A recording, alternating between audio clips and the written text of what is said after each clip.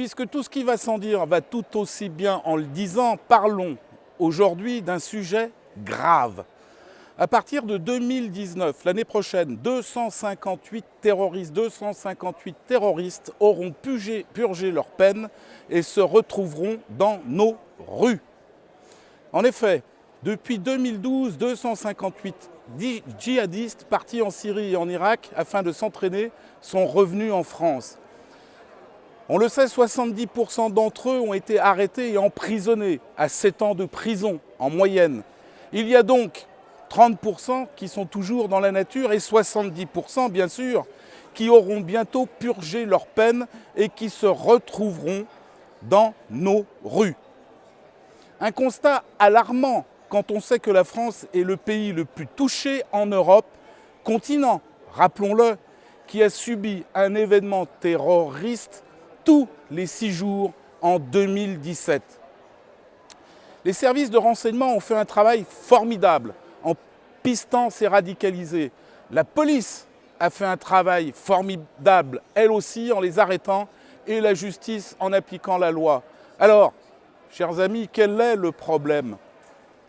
C'est une évidence. L'absence de volonté politique de changer nos lois laxistes et inadaptées à la menace terroriste.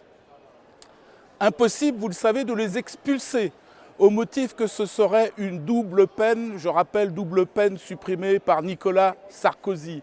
Refus de légiférer sur la déchéance de nationalité, un non-sens. Il est urgent, chers amis, de prendre les mesures adéquates en France.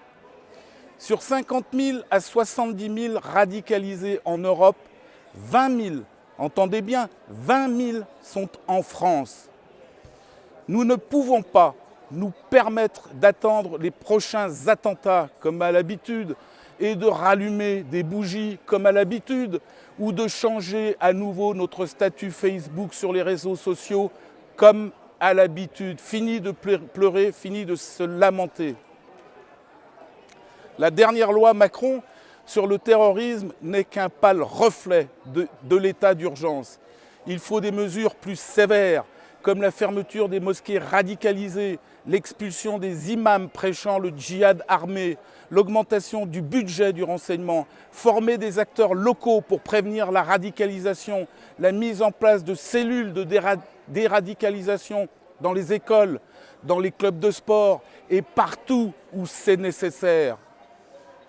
Vous le voyez, il reste beaucoup à faire et c'est urgent. Mais ce n'est pas tout. Les alliés de Macron refusent, entendez bien, refusent la création d'un mémorial pour les victimes du terrorisme. C'est impensable, mais c'est vrai. Les élus de la majorité n'ont aucune limite dans le déshonneur. En effet, ils ont voté non, un énorme non, à une proposition portée par les eurodéputés du Front National, mais une proposition pourtant apolitique, consistant à la création d'un mémorial pour les victimes du terrorisme. Une honte, une honte. Comme à l'habitude, un homme averti en vaut deux.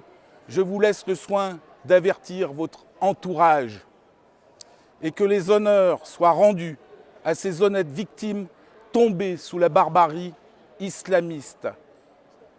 À notre prochain parti pris.